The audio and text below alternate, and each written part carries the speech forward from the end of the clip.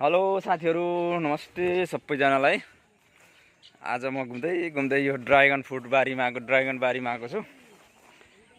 खास गरी हाम्रो देश नेपाल एउटा कृषि प्रधान देश हो, तर कृषिमा हामी निर्भर रहन सकेका छैनौँ।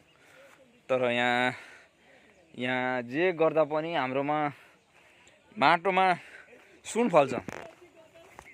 त्यो हिसाबले गर्दाखेरि सबैजना साथीहरू कृषिमा मेहनत गरौँ, भएका भिर पाखाहरू बाँझो नराखौँ। र यहाँ देख्न सक्नुहुन्छ, हेर्नु यहाँ भिर छ, तर यस्तो एरियामा पनि यतिको राम्रो ड्रागन फ्रुट व्यवसाय सञ्चालन गर्नुभएको छ।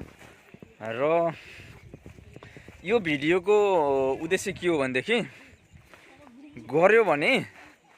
काम गर्यो, मेहनत गर्यो भने नेपालमा सुन फल्छ।